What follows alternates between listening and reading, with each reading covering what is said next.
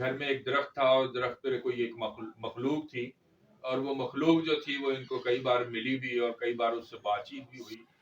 खुदावंद के अजीम जलाली फतामंद यीशु नाम में आप सबों को आज फिर हमारी तरफ से सलाम पहुंचे।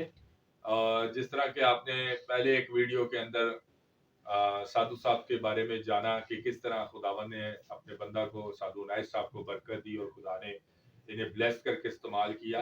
आज इसी तरह एक वाकया जो इनकी जिंदगी के अंदर गुजरा, उसके हवाले से हम सीखेंगे आज और जानेंगे कि किस तरह से वो एक वाकया असल में होता कुछ ऐसा था कि जब खुदा में नहीं थे तो उस टाइम इनके घर का मामला था। घर में एक दरख्त था और दरख्त पे कोई एक मखलूक थी, और वो मखलूक जो थी वो इनको कई बार मिली भी और कई बार उससे बातचीत भी हुई। तो आज उस मखलूक के बारे में जो एक वाकया इनकी जिंदगी में हुआ गुजरा, उस वाकये के जरिए से इनकी जिंदगी में क्या कुछ रोनुमा हुआ और क्या कुछ इन्होंने सीखा और किस तरीके से वो फिर सारा मामला तो वो पाया तकमील को पहुंचे। तो आज हम साधु साहब से जानेंगे। तो बहुत शुक्रगुजार हैं आपके कि आपने टाइम दिया और ये वक्त जो कीमती वक्त है आपका, आपने अपने कीमती वक्त में से हमें कुछ टाइम दिया है ताकि हम कुछ मजीद आपसे या आपकी ज़िंदगी के वसीला से, आपकी ज़िंदगी के तजर्बात के ज़रिए से कुछ सीख सकें। तो साधु साहब आपकी खिदमत में सबसे पहले तो हम सलाम अर्ज़ करते हैं और फिर हम पूछना ये चाहेंगे आपसे कि साधु साहब जब आप खुदा में नहीं थे उस टाइम आप जिस घर में रह रहे थे, जिस घर में कोई दरख्त था, तो वहां पर कोई दरख्त पे मखलूक भी थी, तो उसके बारे में आज हम सब और हमारे सुनने वाले देखने वाले भी जानना चाहेंगे कि वो एक्चुअल में जो था वो मामलात वो क्या होते थे वहां पर, किस तरीके से होते थे। तो प्लीज साधु साहब इसके ऊपर जरा थोड़ा खुदावंद यीशु मसीह ਤੁਹਾਡੇ ਨਾਲ ਨਾਲ ਹੋਵੇ ਕਿਉਂਕਿ ਗੀਤ ਵੀ ਗਾਇਆ ਕਿ ਮੈਂ ਜਿੱਥੇ ਜਾਵਾਂ ਯीशु ਮੇਰੇ ਨਾਲ ਨਾਲ। ਜਦ ਤੱਕ ਯीशु ਮਸੀਹ ਸਾਡੇ ਨਾਲ ਨਾ ਹੋਵੇ, ਕਿਉਂਕਿ ਮੈंने ਇੱਕ ਵਕਤ ਗੁਜ਼ਾਰਿਆ ਜ਼ਿੰਦਗੀ ਦਾ ਅਰਸਾ ਕਿ ਜਦ ਤੱਕ ਯीशु ਮਸੀਹ ਸਾਡੀ ਮਦਦ ਨਾ ਕਰੇ, ਸਾਥ ਨਾ ਹੋਵੇ, ਅਸੀਂ ਕਦੀ ਵੀ ਕਿਸੇ ਕੰਮ 'ਚ ਕਾਮਯਾਬ ਨਹੀਂ ਹੋ ਸਕਦੇ। ਬੇਸ਼ੱਕ ਬੇਸ਼ੱਕ ਆਮੀਨ। ਜਦੋਂ ਇਸ ਘਰ ਵਿੱਚ ਆ ਕੇ ਮੈਂ ਖਰੀਦਿਆ ਘਰ ਜੀ ਜੀ, ਤੇ ਉਦੋਂ ਖਰੀਦਿਆ ਸੀ 480 ਰੁਪਈਆ ਦਾ। ਅੱਛਾ ਵਾਹ। ਇਹ ਵੀ ਗੱਲ 78 ਦੀ। अच्छा 78 की बात। हाँ। ठीक ठीक। ਜਦੋਂ ਇਹ ਘਰ ਖਰੀਦਿਆ ਜੀ ਉਦੋਂ ਇਹ ਸਾਰਾ ਜੰਗਲ ਪਿਆ ਹੁੰਦਾ ਸੀ। ਸਹੀ। ਤੇ ਇੱਥੇ ਨੇ ਸਾਡੇ ਘਰ 'ਚ ਇੱਕ ਦਰਖਤ ਸੀ। ਅੱਛਾ ਅੱਛਾ, ਛੋਟਾ ਜਿਹਾ। ਠੀਕ ਠੀਕ। ਤੇ ਉਹਨਾਂ ਕਦੀ ਉਹ ਮੇਰੀ ਬੀਵੀ ਨੂੰ ਨਜ਼ਰ ਆ ਜਾਣਾ, ਕਦੀ ਮੈਨੂੰ, ਕਦੀ ਬੱਚੇ ਹਨ 2 जी ਤੋ ਕਿਉਂਕਿ ਉਦੋਂ ਮੈਂ ਇਸ ਫੀਲਡ 'ਚ ਨਹੀਂ ਸਾਂ। जी जी ਨਾ ਮੈਨੂੰ ਪਤਾ ਸੀ ਕਿ ਮਸੀਹ ਫੀਲਡ 'ਚ ਸੁਣਿਆ ਸੀ ਕਿ ਖੁਦਾ ਦੇ ਜਿਹੜੇ ਲੋਕ ਨੇ, ਸਾਧੂ ਲੋਕ ਨੇ, जी जी। ਉਹ ਨਾ ਬਦਲੂਆਂ ਨੂੰ ਕੱਢਦੇ ਨੇ। अच्छा ਸਾਧੂ ਸੈਨ ਮਸੀਹ ਤੋਂ ਵਾਕਿਫ ਸਾਂ, जी जी। ਲੇਕਿਨ ਇਹ ਕੰਮ ਕਰਕੇ ਨਹੀਂ ਸੀ ਵੇਖਿਆ। सही सही। ਤੋ ਉਹਨੇ ਕਦੀ ਮਿਲਣਾ ਤੇ ਮੈਂ ਆਖਿਆ ਅੱਛਾ ਵੀ ਜਦੋਂ ਕਦੀ ਖੁਦਾ ਨੇ ਸਾਨੂੰ ਇਸ ਫੀਲਡ 'ਚ ਆਉਣਾ ਤੇ ਫਿਰ ਮੈਂ ਤੈਨੂੰ ਦੱਸਾਂਗਾ ਕਿ ਤੂੰ ਕੌਣ ਹੈ ਤੇ ਮੈਂ ਕੌਣ ਹਾਂ। Hallelujah hallelujah. खुदा ਫਿਰ ਤੈਨੂੰ ਪਤਾ ਚੱਲ ਜਾਏਗਾ ਕਿ ਖੁਦਾ ਦੇ ਲੋਕਾਂ 'ਚ ਕੀ ਪਾਵਰ ਹੈ आमीन। ਔਰ ਕੀ ਤਾਕਤ ਹੈ। ਜਾਂ ਯਿਸੂ ਦਾ ਨਾਮ ਲੈ ਕੇ ਵੀ ਬਦਲੂਆਂ ਡਰਦੀਆਂ ਨੇ ਕਿ ਨਹੀਂ? ਖੁਦਾ अच्छा ਦਾ ਨਾਮ ਲੈ ਕੇ ਵੀ ਲੋਕ जी ਉਹਨਾਂ ਤੋਂ ਡਰਦੀਆਂ ਨੇ ਕਿ ਨਹੀਂ? जी। ਹਾਂਜੀ। अच्छा ਬਜ਼ੁਰਗੋ, ਜਿਹੜੀ ਉਹ ਦਰਖਤ ਤੇ ਮਖਲੂਕ ਸੀ ਉਹ ਐਕਚੁਅਲ 'ਚ ਕਿਸ ਸ਼ਕਲ ਦੇ ਵਿੱਚ ਜਿਹੜੀ ਸੀ ਉਹ ਸਾਹਮਣੇ ਆਂਦੀ ਸੀ? ਜੀ ਜੀ। ਉਹ ਕਿਸ ਤਰ੍ਹਾਂ ਮਿਲਦੀ ਸੀ ਤੁਹਾਨੂੰ, ਮਤਲਬ? ਹਾਂ, ਉਹ ਇੱਕ ਨਾ ਜੀ ਬਾਬੇ ਦੀ ਸ਼ਕਲ 'ਚ, ਅੱਛਾ ਵਡੇਰੇ ਦੀ ਸ਼ਕਲ 'ਚ। ਅੱਛਾ, ਤੇ ਕੱਪੜੇ ਕਿਸ ਤਰ੍ਹਾਂ ਦੇ ਹੁੰਦੇ ਸੀ ਉਹਦੇ? ਸਫੇਦ ਹੁੰਦੇ ਸੀ, ਕਾਲੇ? ਨਹੀਂ, ਕਾਲਿਆਂ ਕੱਪੜਿਆਂ 'ਚ। ਕਾਲਿਆਂ ਕੱਪੜਿਆਂ 'ਚ ਹੁੰਦਾ ਸੀ। ਹਾਂ ਹਾਂ। ਠੀਕ। ਤੇ ਕੋਈ ਬਾਬਾ ਕੋਈ ਮਤਲਬ ਸਾਦਾ ਜਿਹਾ ਹੁੰਦਾ ਸੀ ਜਾਂ ਕੋਈ ਜਿਸ ਤਰ੍ਹਾਂ ਫਕੀਰ ਟਾਈਪ ਹੁੰਦੇ ਨੇ? ਨਹੀਂ, ਸਾਧ ਮਰਾਦ ਦੀ ਜ਼ਿੰਦਗੀ, ਸਾਧ ਮਰਾਦ ਦੀ ਜ਼ਿੰਦਗੀ, ਸਾਦੀ ਸਾਦੀ। ਅੱਛਾ ਅੱਛਾ, ਸਾਦੇ ਕਾਲੇ ਕੱਪੜੇ ਪਾਏ ਸਨ, ਹਾਂ। ਦਾੜੀ ਹੁੰਦੀ ਸੀ ਔਰ ਵਾਲ ਹੁੰਦੇ ਸੀ। ਜੀ ਜੀ। ਸਫੇਦ ਸਣ ਕੇ ਕਾਲੇ ਵਾਲ ਸਣ ਉਹਦੇ ਨਹੀਂ, ਜਾਂ ਮਿਕਸ ਸਣ? ਹਾਂ, ਮਿਕਸ। ਅੱਛਾ ਮਿਕਸ ਸਣ। ਸੇ ਠੀਕ ਹੋ ਉਹ ਗਿਆ। ਨਾ ਇੱਕ ਦਿਨ ਨਾ ਮੇਰੀ ਬੀਵੀ ਨੂੰ ਕਹਿਣ ਲੱਗਾ ਕਿ ਇੱਥੇ ਮੇਰੇ ਘਰ 'ਚ ਇਹ ਕਮਰੇ 'ਚ ਅੱਛਾ ਇੱਥੇ ਅੱਛਾ ਅੱਛਾ ਇਹ ਦੀਵਾ ਬਾਲਿਆ ਕਰ। ਅੱਛਾ ਅੱਛਾ। ਮੈਨੂੰ ਉਹਨੇ ਦੱਸਿਆ, ਘਰ ਵਾਲੇ ਨੇ ਕਿਹਾ ਗੱਲ ਏ ਬਾਬਾ ਆਂਦਾ ਦੀਵਾ ਬਾਲੋ। ਮੈਂ ਕਿਹਾ ਚਲੋ ਬਾਲਾਂਗੇ, ਹਾਂ ਹਾਂ ਕੋਈ ਵਕਤ ਕੱਢ ਕੇ ਦੀਵਾ ਬਾਲਾਂਗੇ। ਜੀ ਜੀ।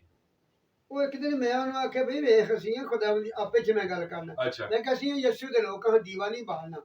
ਜੇ ਦੀਵਾ ਬਾਲਿਆ ਤੇ ਅਸੀਂ ਮਤੀ ਹੋ ਜਾਾਂਗੇ। ਬਿਲਕੁਲ। ਇਹ ਤੇ ਸਾਰੀ ਉਮਰ ਸਾਡੀ ਔਲਾਦ ਤੇ ਵੀ ਕਾਬਜ਼ ਆ ਜਾਏਗਾ। ਬਿਲਕੁਲ ਇਸ ਤਰ੍ਹਾਂ ਹੀ। ਉਹ ਵੇਲੇ ਕਿਤੇ ਨਾ ਗੁੱਸੇ ਚ ਆ ਕੇ ਨਾ ਤੇ ਉਹਨੂੰ ਮੈਨੂੰ ਤੇ ਨਾ ਆਖਿਓ ਸੁ ਤੇ ਉਹਨੂੰ ਫਿਰ ਆਖਿਓ ਸੁ ਅੱਛਾ ਬੀਬੀ ਤਾਂ ਲੋਕ ਆਖਿਆ ਸੀ ਕਿ ਤੁਸੀਂ ਦੀਵਾ ਬਾਲੇ ਦੇ ਬੇਟੇ ਤੁਸੀਂ ਬਾਲਦੇ ਨਹੀਂ। ਹਾਂ ਅੱਛਾ ਉਹ ਗੁੱਸੇ ਨਾਲ ਨਾ ਅੱਗੇ ਮੈਂ ਨਾ ਯਾਦ ਰੱਖੀ ਹੂੰ, ਕਿ ਤੈਨੂੰ ਮੈਂ ਜੁੱਤੀਆਂ ਮਾਰਾਂਗੀ। ਠੀਕ ਹੋ ਗਿਆ। ਇਹਦਾ ਕਿ ਜੁੱਤੀਆਂ ਮਾਰਾਂਗੀ। ਹਾਂ ਉਹਨੂੰ ਗੁੱਸਾ ਲੱਗਾ, ਅੱਛਾ ਉਹਨੇ ਬਿਮਾਰ ਕਰ ਦਿੱਤਾ। ਓਹੋ ਅੱਛਾ ਜਦੋਂ ਬਿਮਾਰ ਹੋ ਗਈ ਤੇ ਚਲੋ ਖੁਦਾ ਨੇ ਫਿਰ ਉਹਨੂੰ ਆਸਤੇ ਆਸਤੇ ਠੀਕ ਕੀਤਾ। ਸ਼ੁਕਰ ਹੈ ਖੁਦਾ ਦਾ ਜੇ ਠੀਕ ਕੀਤਾ ਫਿਰ ਖੁਦਾ ਨੇ ਮੈਨੂੰ ਜਦੋਂ ਇਸ ਫੀਲਡ 'ਚ ਲਿਆਂਦਾ ਜੀ। ਤੇ ਫਿਰ ਮੈਨੂੰ ਅਜੇ ਵੀ ਕਦੀ ਕਦੀ ਆਨਾ ਮੈਂ ਨਾ ਐਵੇਂ ਕਿਤੇ ਤੇ ਆ ਸਾਹਮਣੇ ਅਜੇ ਵੀ ਤੇਰੇ 'ਚ ਪਾਵਰ ਹੈ ਤੇ ਆ। ਹਾਲੇਲੂਇਆ। ਫਿਰ ਪਿਛਲੇ ਸਾਲ ਵਿੱਚ ਇੱਕ ਦਿਨ ਨਾ ਟੋਪੀ ਜੀ ਪਾਈ ਤੇ ਭੈੜਾ ਹਾਲ ਤੇ ਕੱਪੜੇ ਮਾੜੇ ਓਹੋ ਤੇ ਚਾਦਰ ਲੈ ਕੇ ਨਾ ਹਾਂ ਤੇ ਉਹ ਨਾ ਸਾਡੇ ਕਿਚਨ ਦੇ ਵਿੱਚ ਨਾ ਜੀ ਜੀ ਆਸ਼ਾ ਧਰ ਕੇ ਤੇ ਹੱਥ ਜੋੜ ਕੇ ਤੇ ਆਂਦਾ ਨਹੀਂ ਮੈਂ ਤੇ ਉਹਨਾਂ ਦੇ ਟੁਰ ਗਿਆ ਵਾਂ। ਅੱਛਾ ਉਹਨੇ ਮੈਂ ਦੱਸਣ ਆਇਆ ਕਿ ਮੈਂ ਇੱਥੇ ਨਹੀਂ ਰਹਿੰਦਾ, ਨਾ ਅੱਛਾ ਇੱਥੇ ਮੇਰਾ ਡੇਰਾ, ਨਾ ਮੈਂ ਇਸ ਮਹੱਲੇ 'ਚ ਰਹਿੰਦਾ। ਹਾਲੇਲੂਇਆ ਮੈਂ ਮਹੱਲਾ ਹਾਲੇਲੂਇਆ ਹੀ ਛੱਡ ਦਿੱਤਾ। ਹਾਲੇਲੂਇਆ ਖੁਦਾਵੰਦ ਦਾ ਗੱਲ ਸ਼ੁਕਰ। ਇਸ ਲਈ ਕਿ ਉਹਨੂੰ ਪਤਾ ਹੁੰਦਾ ਹੈ ਕਿ ਖੁਦਾ ਦੇ ਲੋਕ ਨੇ ਇਹਨਾਂ ਜਿਹਦੇ ਨੇ ਖੁਦਾ ਨੂੰ ਆਖਿਆ ਤੇ ਸਾਡੇ ਖੁਦਾ ਇਹਨਾਂ ਦੇ ਖੁਦਾ ਨੇ ਸਾਨੂੰ ਮਾਰਨਾ ਹੈ। ਆਮੀਨ ਆਮੀਨ। ਡਰਦੇ ਨੇ, ਬੇਸ਼ੱਕ ਦੂਰ ਟੁੱਟ ਬਿਲਕੁਲ ਜਾਂਦੇ ਨੇ। ਬੇਸ਼ੱਕ ਬੜੀ ਪੁਰਾਣੀ ਇੱਕ ਗੱਲ ਹੈ, ਜੀ ਜੀ ਪੰਜਾਬ ਦੀ ਗੱਲ ਹੈ। ਜੀ ਜੀ ਕਿਸੇ ਪਿੰਡ ਦੇ ਵਿੱਚ ਨਾ ਇੱਕ ਬੀਬੀ ਸੀ ਭੈਣ ਤੇ ਉਹ ਨਾ ਲੜਾਈ ਬੜੀ ਕਰਦੀ ਸੀ ਮਹੱਲੇ 'ਚ। ਅੱਛਾ ਰੱਬ ਤੋਂ ਤੇ ਉਦੋਂ ਲੋਕ ਇਹਨੇ ਡਰਦੇ ਨਹੀਂ ਸਨ ਜੀ ਜੀ ਤੇ ਉਹ ਨਾ ਲੜਾਈ ਕਰਦੀ ਸੀ ਤੇ ਦੱਸਿਆ ਕਿ ਉਹ ਲੜ ਕੇ ਨਾ ਜੀ ਤੇ ਉਹਨੇ ਮਹੱਲੇ 'ਚ ਨਾ ਪਿੰਡ 'ਚ ਆਪਣੇ ਲੋਕਾਂ ਨੂੰ ਕਰ ਦਿੱਤਾ। ਅੱਛਾ ਉਹ ਲੋਕ ਟੁਰ ਗਏ। ਸਹੀ ਟੁਰ ਕੇ ਤੇ ਉਹਦੇ ਨਾ ਘਰ ਬੇਰੀ ਦਾ ਦਰਖਤ ਸੀ, ਸਹੀ ਹੈ ਬੇਰੀ ਦਾ ਦਰਖਤ ਜੀ। ਦਰਖਤ ਸੀ। ਅੱਛਾ ਉਹਦੇ ਉੱਤੇ ਜਿੰਨ ਰਹਿੰਦਾ ਸੀ। ਅੱਛਾ ਬੇਰੀ ਦੇ ਉੱਤੇ ਬੇਰੀ ਦੇ ਰੱਖਤੇ ਜਿੰਨ ਰਹਿੰਦਾ ਸੀ। ਠੀਕ ਠੀਕ ਉਤੋਂ ਨਾ ਗਾਲੜ ਵੇਖੇ ਨੀ ਨਾ ਗਾਲੜ ਜੀ ਜੀ ਉਹ ਥੱਲੇ ਆਇਆ। ਅੱਛਾ ਉਹ ਨਾ ਟੋਟੀਆਂ ਲੱਗ ਪਿਆ ਖਾਣ ਹਾਂ ਹਾਂ ਤੇ ਉਹ ਬੇਰ ਅੱਛਾ ਉਹ ਬੀਬੀ ਡੰਡਾ ਫੜ ਕੇ ਨਾ ਮਟਾਇਆ ਹਾਂ ਤੇ ਆਂਦੀ ਏ ਗਾਲੜ ਨੂੰ ਗਾਲੀ ਕੱਢਣ ਲੱਗ ਪਿਆ ਕਿ ਤੂੰ ਸ਼ਰਮ ਨਹੀਂ ਆਉਂਦੀ, ਤੂੰ ਸਾਡੇ ਵਿਹੜੇ 'ਚ ਆਇਆ। ਅੱਛਾ ਉਹ ਗੱਲ ਭੱਜ ਕੇ ਉੱਤੇ ਚੜ ਗਿਆ, ਅੱਛਾ ਦਰਖਤ ਤੇ ਚੜ ਗਿਆ ਤੇ ਆਂਦੀ ਉੱਤੇ ਆ ਲੈਣਗੇ ਤੇਰੀ ਆਈ ਦਾਦੇ ਦੀ ਦਾੜੀ ਆ ਕੇ ਛੱਡਾਂਗੀ ਮੈਂ ਤੈਨੂੰ ਮੱਤ ਦੇ ਛੱਡਾਂਗੀ। ਅੱਛਾ ਉੱਤੇ ਜਿਹੜਾ ਜਿੰਨ ਵੀ ਸੀ ਨੂੰ ਖੁਦ ਮਲੂਮ ਹੋ ਗਈ ਕਿ ਇਸ ਮੈਨੂੰ ਵੀ ਕੱਢਣਾ ਇੱਥੋਂ। ਸਹੀ ਉਹ ਡਰ ਗਿਆ। ਉਹ ਸਮਝਿਆ ਖਰੇ ਮੈਨੂੰ ਹੀ ਬੂਹ ਚੁੱਕ ਕੇ ਉੱਤੇ ਕਹਿ ਰਹੀ ਹੈ ਮੈਨੂੰ ਗਾਲੀ ਕੱਢਦੀ ਹੈ। ਤੈਨੂੰ ਪੁੱਛ ਲਾਂਗੇ। ਠੀਕ ਹੋ ਗਿਆ। ਹਾਂਜੀ ਮੈਂ ਉੱਤੇ ਆ ਲੈਣਾ, ਮੈਂ ਤੈਨੂੰ ਪੁੱਛਣੀ ਅੱਜ। ਸਹੀ ਸਹੀ ਅੱਛਾ ਉਹ ਨੂੰ ਖਬੀਸ ਨੂੰ ਨਾ ਅੱਛਾ ਜਿੰਨ ਨੂੰ ਹਾਂ ਖੁਟਕਾ ਹੋ ਗਿਆ ਛੱਲਣੇ ਸੀ ਮੈਨੂੰ ਵੀ ਨਹੀਂ, ਮਹੱਲਾ ਟੁੱਟ ਗਿਆ ਸਹੀ ਤੇ ਹੈ ਮੈਂ ਕੀ ਆ। ਸਹੀ ਗੱਲ ਹੈ ਉਹਦਾ ਨਾ ਬੰਦਾ ਬਾਹਰੋਂ ਆ ਰਿਹਾ ਸੀ ਪੱਠੇ ਲੈ ਕੇ ਤੇ ਉਹਨੂੰ ਰਾਹ 'ਚ ਮਿਲਿਆ, ਕਹਿੰਦਾ ਭਾਈ ਭਲਿਆ ਲੋਕਾ ਹਾਂ ਸਾਰਾ ਮਹੱਲਾ ਤੇਰੀ ਬੀਵੀ ਨੇ ਕੱਢ ਛੜਿਆ ਅੱਛਾ ਤੇ ਮੈਂ ਵੀ ਚੱਲਿਓ। ਸਹੀ ਹੈ ਅੱਜ ਮੇਰੇ ਦੁਆਲੇ ਹੋ ਗਈ ਡੰਡਾ ਲੈ ਕੇ, ਠੀਕ ਹੈ ਮੈਨੂੰ ਉਹ ਗਾਲੀ ਕੱਢਦੀ ਤੇ ਮੈਂ ਤੇ ਡਰ ਟੁੱਟ ਚੱਲਿਓ। ਹਾਂ ਤੇ ਨਾਲ ਦੇ ਪਿੰਡ ਮੈਂ ਜਾਵਾਂਗੇ ਤੇ ਉੱਥੇ ਮੈਂ ਕਿਸੇ ਘਰ ਨੂੰ ਜਾ ਕੇ ਇਹਦੀ ਧੀ ਨੂੰ ਚੰਬੜਾਂਗਾ, ਸਹੀ ਹੈ ਤੇਰਾ ਨਾਂ ਲਾਂਗਾ ਹਾਂ ਤੇ ਤੂੰ ਆ ਜਾਈ ਤੇ ਆ ਕੇ ਨਾ ਮੈਨੂੰ ਕੱਢੀ ਤੇ ਤੈਨੂੰ ਕੁਝ ਬੜਾ ਕੁਝ ਮਿਲ ਜਾਗਾ। ਸਹੀ ਸਹੀ ਉਹਨੇ ਆਖਿਆ ਠੀਕ ਹੈ। ਹਾਂ ਉਹ ਟੁਰ ਗਿਆ ਕਿ ਜ਼ਿਮੀਂਦਾਰ ਦੀ ਬੇਟੀ ਨੂੰ ਜਾ ਕੇ ਚੰਬੜ ਗਿਆ। ਸਹੀ ਉਹਦੀ ਉੱਥੇ ਬੜੀ ਗੱਲਬਾਤ ਬਣ ਗਈ। ਉਹਨੇ ਨਾ ਸੱਦਿਆ ਕਿ ਇਹ ਫਲਾਣੇ ਪਿੰਡ ਇੱਕ ਬੰਦਾ ਹੈ, ਹਾਂ ਉਹਨੂੰ ਸੱਦੋ। ਹਾਂ ਉਹ ਗਿਆ ਤੇ ਉਹਨੇ ਆਖਿਆ ਭਰਾ ਹਾਂ ਮੈਂ ਟੁਰ ਜਾਣਾ, ਹਾਂ ਪਰ ਹੁਣ ਮੈਂ ਜਿੱਥੇ ਅੱਗੇ ਜਾਵਾਂਗਾ ਉੱਥੇ ਮਗਰ ਨਾ ਆਵੀਂ। ਅੱਛਾ ਉਹਨੇ ਆਖਿਆ ਠੀਕ ਹੈ ਨਹੀਂ ਆਵਾਂਗਾ। ਉਹ ਨਾ ਟੁਰ ਗਿਆ। ਤੇ ਇੱਕ ਦਿਨ ਨਾ ਕੁਦਰਤੀ ਨਾ ਹਾਂ ਉੱਥੇ ਜਿੱਥੇ ਚੰਬੜਿਆ ਉੱਥੇ ਵੀ ਲੋਕਾਂ ਨੇ ਸੱਦ ਲਿਆ। ਅੱਛਾ ਤੇ ਜਿੰਨੇ ਆਖਿਆ ਮੈਂ ਤੈਨੂੰ ਕਿਹਾ ਸੀ ਮੇਰੇ ਮਗਰ ਨਾ ਆਵੀਂ, ਹਾਂ ਜਾਂ ਮੈਂ ਤੈਨੂੰ ਮਾਰ ਛੜਾਂਗਾ। ਹਾਂ ਉਹਨੇ ਆਖਿਆ ਮਾਰਨੇ ਤੇ ਮੈਨੂੰ ਕੀ ਹੈ, ਹਾਂ ਤੇਰੀ ਹਸਤੀ ਨਹੀਂ ਮਾਰਦੀ, ਹਾਂ ਲੇਕਿਨ ਮੇਰੀ ਬੀਵੀ ਨੇ ਮੈਨੂੰ ਪਤਾ ਲੱਗਾ ਕਿ ਜਿੱਥੇ ਪਹਿਲਾਂ ਤੂੰ ਰਹਿੰਦਾ ਉੱਥੇ ਮੇਰੀ ਬੀਵੀ ਆ ਗਈ ਹੈ ਤੇ ਮੈਂ ਡਰਦਾ ਤੈਨੂੰ ਦੱਸਣਾ ਮੈਂ ਕਿਹਾ ਟੁੱਟ ਚੱਲਿਆ ਕਿ ਮੇਰੇ ਮਗਰ ਆ ਗਈ ਹੈ। ਤੇ ਉਹ ਦੇ ਆਖਣਾ ਆ ਗਈ ਹੈ, ਹਾਂ ਆਂਦਾ ਆ ਗਈ ਤਾਂ ਚੱਲ ਦੋਵੇਂ ਨਾਲ ਚੱਲਦੇ ਇੱਥੋਂ। ਇਹ ਨਹੀਂ ਕਦੀ ਕਦੀ ਲੋਕਾਂ ਤੋਂ ਡਰਦੇ ਜਿੰਨ ਆਪਣੇ ਆਪਣੀ ਨਾਲ ਚੱਲਦੇ ਨੇ, ਸਹੀ ਗੱਲ ਪਰ ਮਗਰ ਖੁਦਾ ਦੀ ਪਾਵਰ ਹੋਣੀ ਚਾਹੀਦੀ ਹੈ, ਬੇਸ਼ੱਕ ਮਗਰ ਖੁਦਾ ਦੀ ਤਾਕਤ ਹੋਣੀ ਚਾਹੀਦੀ ਹੈ। ਆਮੀਨ ਆਮੀਨ ਆਮੀਨ ਇਸ ਘਰ ਦੇ ਵਿੱਚੋਂ ਫਿਰ ਖੁਦਾ ਨੇ ਸਾਡੀ ਇੰਨੀ ਮਦਦ ਕੀਤੀ ਹੈ। ਮੇਰੇ ਬੱਚੇ ਵੀ ਦੁਆਵਾਂ ਕਰਨ ਲੱਗ ਪਏ, ਪ੍ਰੇਜ਼ ਮੈਂ ਗॉड ਵੀ ਦੁਆਵਾਂ ਕਰਨ ਲੱਗ ਪਿਆ, ਸ਼ੁਕਰ ਹੈ ਤੁਸੀਂ ਵੀ ਆਏ ਹੋ ਦੁਆਵਾਂ ਕੀਤੀਆਂ ਨੇ। ਤੇ ਜਿਹੜੇ ਲੋਕਾਂ ਦੇ ਕੀਤੇ ਕਰਾਏ ਸਨ ਉਹ ਵੀ ਯਿਸੂ ਦੇ ਨਾਲ ਜੁੜ ਗਏ ਨੇ। Hallelujah hallelujah. ਹਾਲੇਲੂਇਆ ਖੁਦਾਵੰਦ ਜੋ ਕੀਤੇ ਕਰਾਏ ਜਿੰਨ ਭੂਤ ਤਵੀਰ ਧਾਗਾ ਗੁੱਡਾ ਮਸਾਨ ਗੰਦੀਆਂ ਤਸਵੀਰਾਂ ਖੁਦਾਵੰਦ ਯਿਸੂ ਮਸੀਹ ਨੇ ਉਹ ਵੀ ਇਸ ਘਰ ਚੋਂ ਕੱਢ ਦਿੱਤੀਆਂ ਨੇ। ਹਾਲੇਲੂਇਆ ਸਾਡੇ ਪੜੋਸ ਚੋਂ ਨਿਕਲੀਆਂ ਡਰਦੀਆਂ, ਹਾਲੇਲੂਇਆ ਕਿਉਂਕਿ ਕਲਾਮ ਵਿੱਚ ਲਿਖਿਆ ਕਿ ਅਸੀਂ ਉਹਦੇ ਪੜੋਸੀ ਰਹਿਣਾ, ਅੱਗ ਉਧਰ ਨੂੰ ਵੀ ਆ ਜਾਂਦੀ ਹੈ। بے ਅੱਗ شک ਜਦੋਂ ਸ਼ੁਰੂ ਹੁੰਦੀ ਹੈ ਨਾ ਖੁਦਾ ਦੀ ਅੱਗ, بالکل ਉਹ ਨਾਲ ਨਾਲ ਘਰਾਂ 'ਚ ਅਸਰ ਕਰਦੀ ਹੈ। بالکل اس طرح ہی ہے ٹھیک ہے ਤੋ ਗੱਲ ਇਸ ਤਰ੍ਹਾਂ ਕਿ ਦਰਖਤਾਂ ਤੇ ਵੀ ਉਹ ਰਹਿੰਦੇ ਨੇ, جی ਪਹਾੜਾਂ ਤੇ ਰਹਿੰਦੇ ਨੇ, ਕੋਠਿਆਂ ਤੇ ਰਹਿੰਦੇ ਨੇ, جی ਛੱਤਾਂ 'ਚ ਰਹਿੰਦੇ جی ਨੇ, بالکل ਹਰ ਜਗ੍ਹਾ ਤੇ। ਲੇਕਿਨ ਜਦੋਂ ਖੁਦਾ ਦਾ ਕਲਾਮ ਸਾਹਮਣੇ ਆਉਂਦਾ ਹੈ, ਖੁਦਾ ਦੇ ਲੋਕਾਂ ਦੀ ਆਵਾਜ਼ ਆਉਂਦੀ ਹੈ, ਤੇ ਉਹ ਆਵਾਜ਼ ਸੁਣ ਕੇ ਨਾ ਜਾਂਦੇ ਨੇ। ਜਿਵੇਂ ਕਲਾਮ ਨਹੀਂ ਲਿਖਿਆ جی ਕਿ ਅਸੀਂ ਯਿਸੂ ਨੂੰ ਵੀ ਜਾਣਦੇ ਹਾਂ, ہاں جی ਉਹਦੇ ਸ਼ਾਗਿਰਦਾਂ ਨੂੰ ਵੀ ਜਾਣਦੇ ਹਾਂ। بے شک آمین ਇਹ ਕੌਣ ਨੇ?